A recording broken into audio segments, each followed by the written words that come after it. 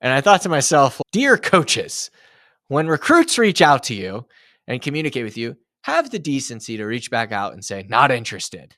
Like, this goes both ways. There's nothing wrong with asking the tough questions. It's mandatory. This is business. Asking the tough questions like, hey, coach, no big deal. Am I someone who you would be of interest and would like to continue the process? If not, no big deal, right? And just know. Then you could take them off your big board and you don't have to chase them around the yard.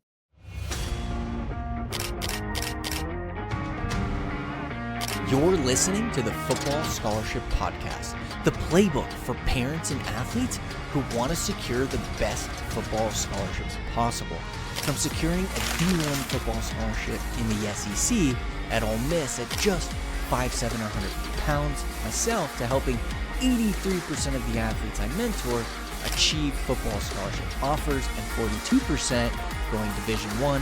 I've learned countless lessons that I'll be sharing right here with you. Join me and my co-host Brian Overton, who has 15 years of D1 college football recruiting experience, as we interview top experts, successful athletes, and discuss current recruiting trends. Together, we'll help you navigate the recruiting process so you too can achieve your dream of running out of that tunnel in front of 100,000 screaming fans. In this podcast, we're going to discuss when college coaches can actually meet with you in person, how the whole contact period works, and how you can use it to your advantage through the recruiting process to earn the most scholarships possible. And joining me today is our head football coach here at Next Play, Brian Overton, who has 15 years of Division I recruiting experience.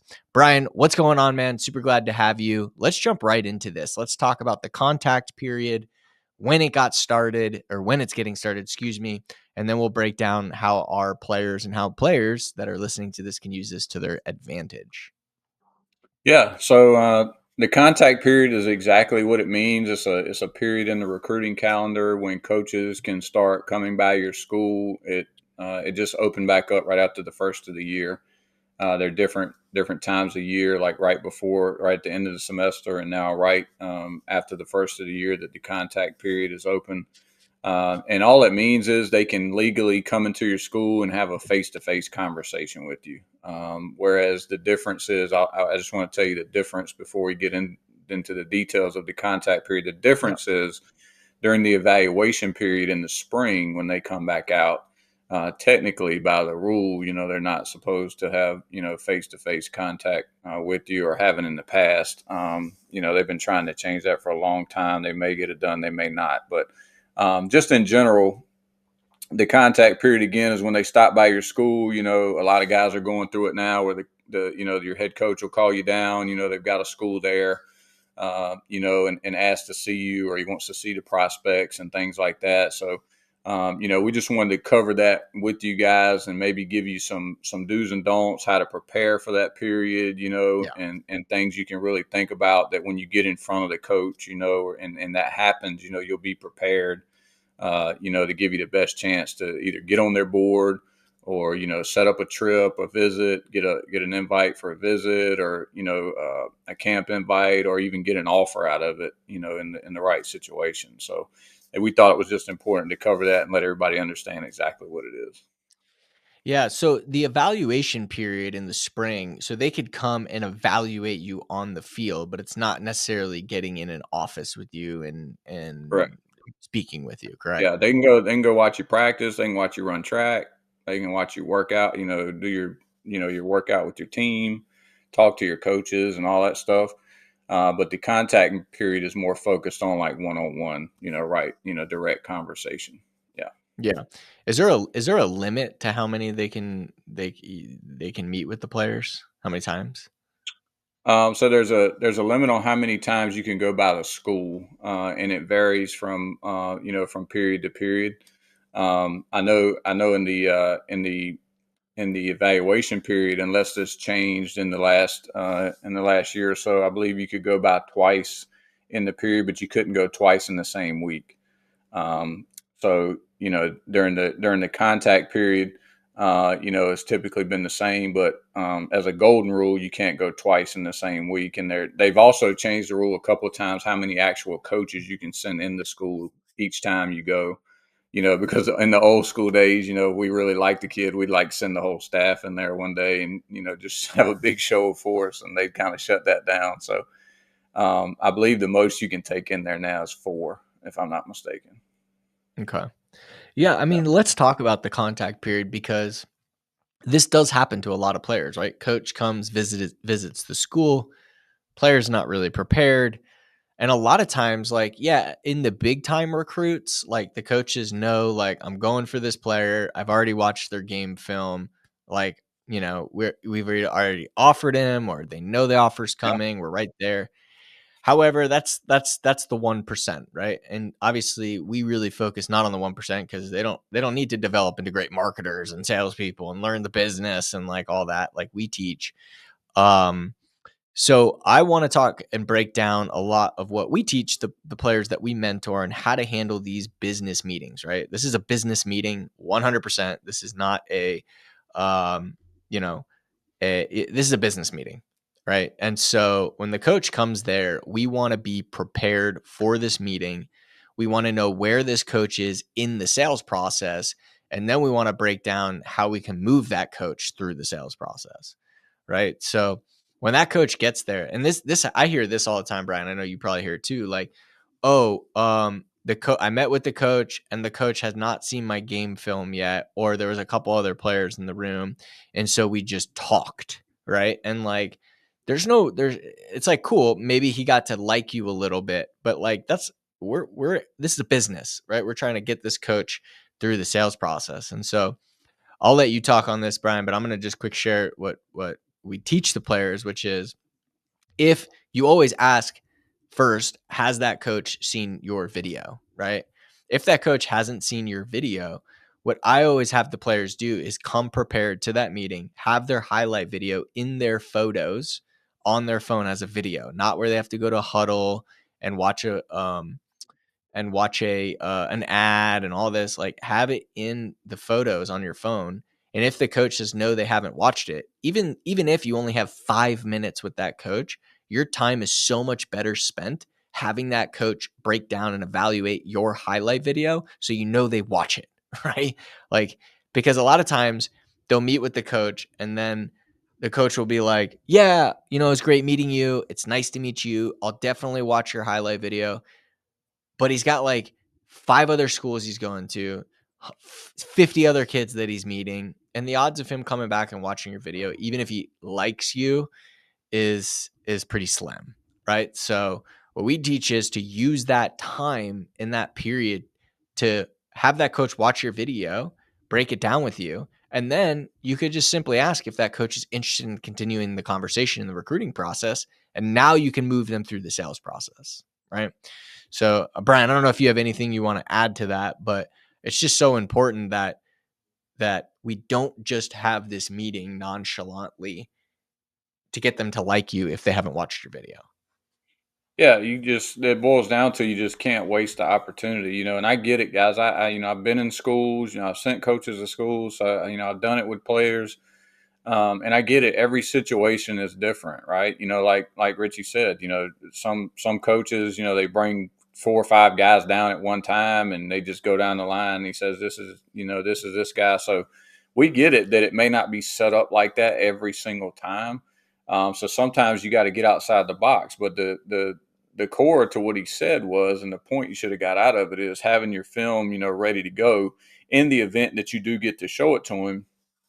And then, even if it's a situation where he brings a bunch of guys in there, when you guys are heading out, you can always say, hey, coach, you may not have time to watch my tape real quick, but can I send it to you real quick, or can I grab your X? There are other things you can do if the situation doesn't set it up where he can actually sit down and watch it, because some of them are going to deflect. Some of them are not going to watch it while they're sitting down there. There's a lot of, reasons why. And it may not be personal to you. You know what I mean? That's just how coaches are. They may be trying to get to the next stop, whatever the case may be. That what Richie said is the ideal scenario, where you can actually show it to them while they're sitting there, maybe get some feedback on it, exchange contact information, and then boom, find out exactly where you are, in the process with them and get some next steps. That's the ideal situation. But you also have to be ready, like I said, to get outside the box if it does not set up that way, but still, passive aggressively, try to get the tape to them, whether say, Coach, can I get your number so I can text it to you? Or can I just grab your X account? I'm going to follow you on X, and send it to you on X. It just opens the door for a couple of reasons. One, it shows your interest in them because now they're feeling you show them interest in their school. Okay. So that's always a positive. And then two, it's opening the door for obviously for you to actually send them the tape. So then you at least know they have it on their end, which opens the door to follow up with them, at a later date. Okay, so one, what Richie said is ideal, and that's why we coach our guys to do it. And a lot of guys, even during this contact period, as we speak, have done it exactly that way. Okay, they've had their tape ready. The coach actually watched it, and it started some conversations, and it got the ball rolling. Okay, other guys have had to do what I just said and kind of, have a plan B, on still trying to get it in front of the coach and start building a relationship with the coach, but opening doors to get the tape to them.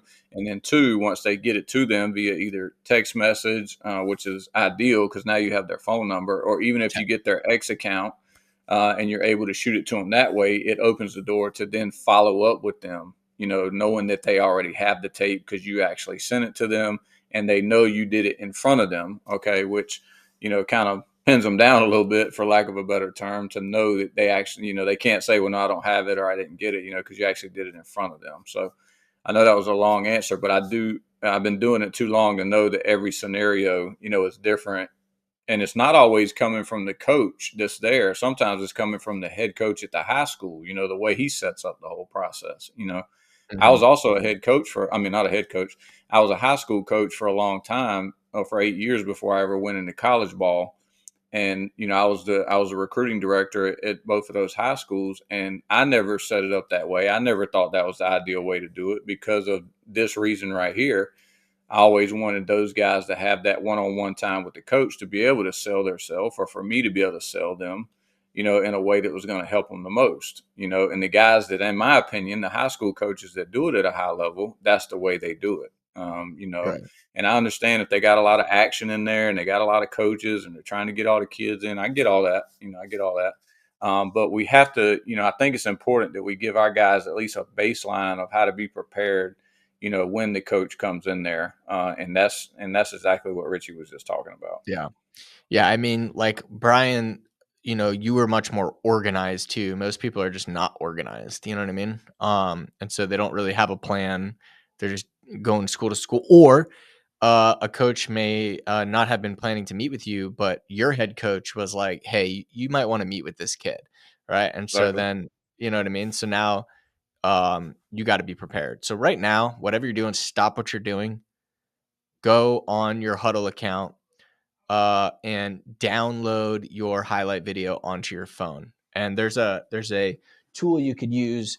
What is the name of that tool? We've used it so many times I can't remember. Let me just pull it up for you so you got it. Uh, savethevideo.com. Okay, you can use that tool. And with that tool, you can actually download your highlight video from Huddle, and you can actually have the raw video. Put it in your photos and save it in a folder.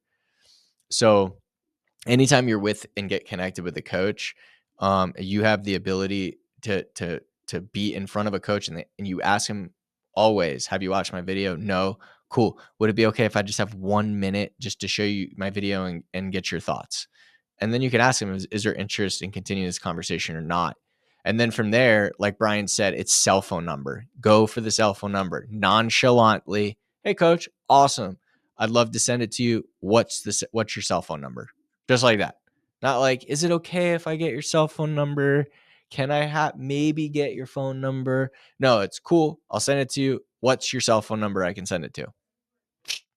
Right? Hopefully they give it to you. There is going to be a select few that will say, well, just follow me on X, da, da, da. And then just be upfront. Just be like, cool, coach, no problem. I'm going to follow you and I'm going to send this to you on X. But can I ask you, if I do that, you sure you're going to watch my video? Can I count on you to watch it? Like, in a funny way. Don't be like, are you sure you're going to watch my, like, in a funny way, be like, can I count on you to watch it? And really just, you're getting them their commitment, right? Is it guaranteed that they're going to do it? No.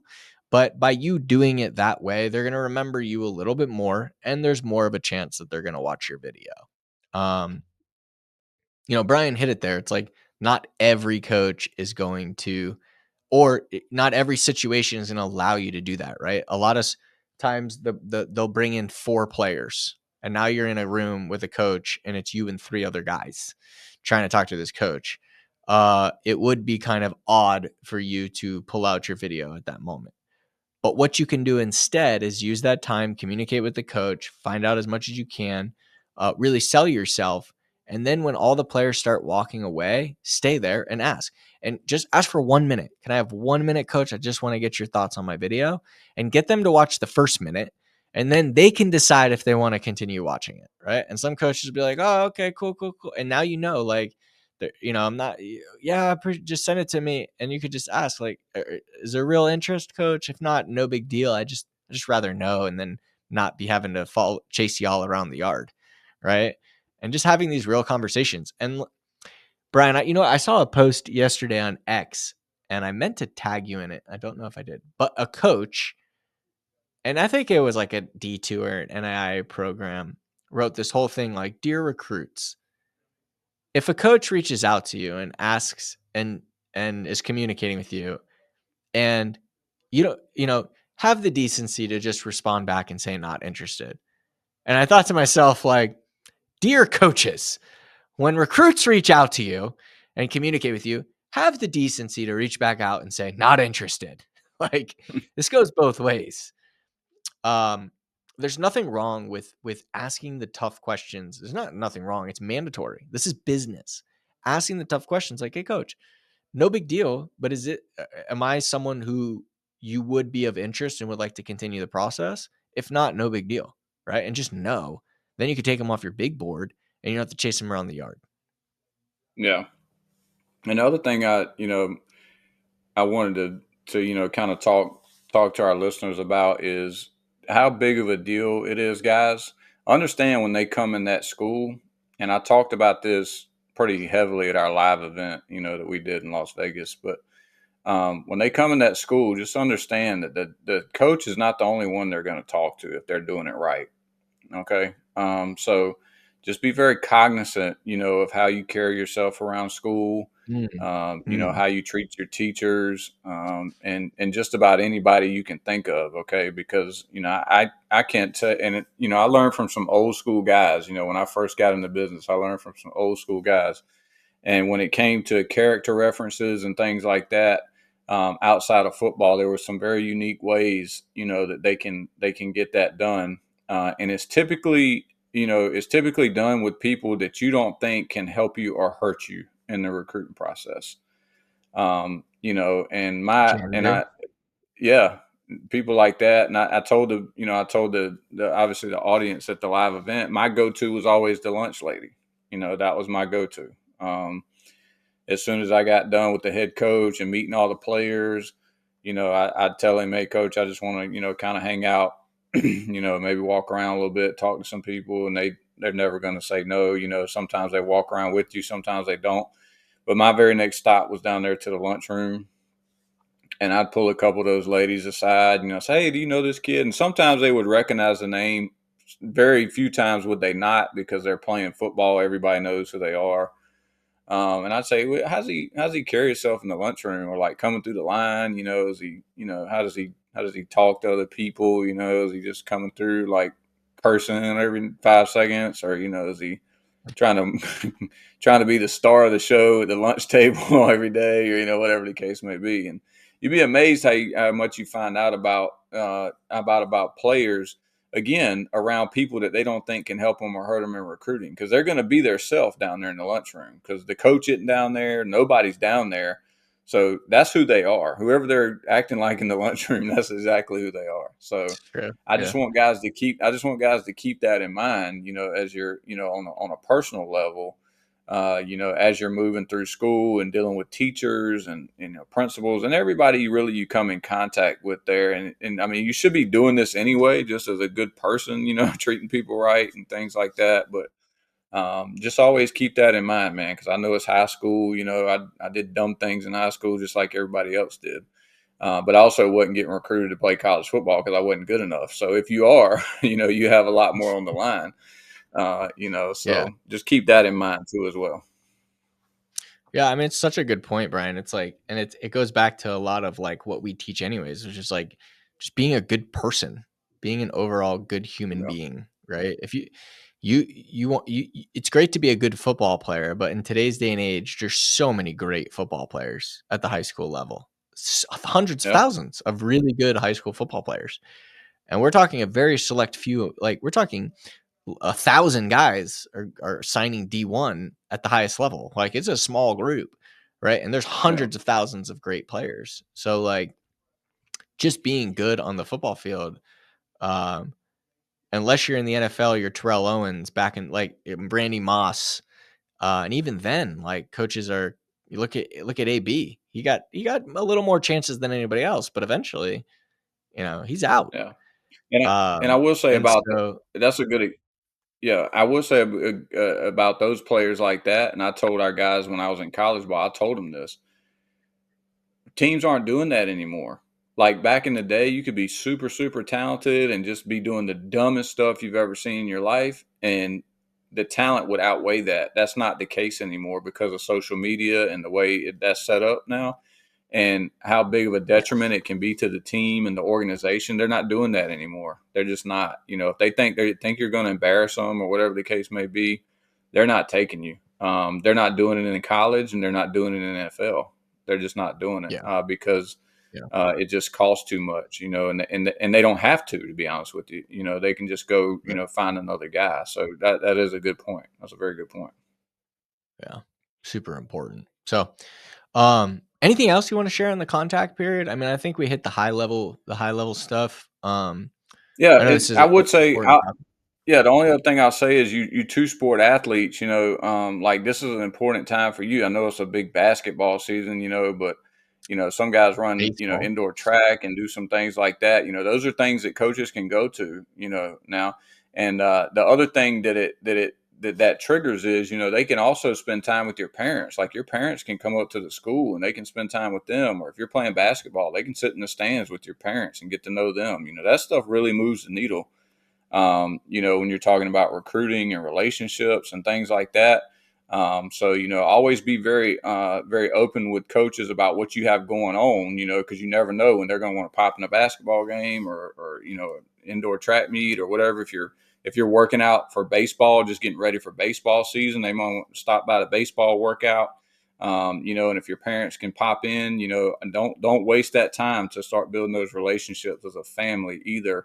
If the time can match up, where your parents can be around as well, around the school. So just keep that in mind as well. Ooh, that's such a good nugget. Such a good nugget. There's so many things like, and we have a playbook for this, trying to break it down the best we can in this short podcast. But Brian, really good nugget. Appreciate that, man.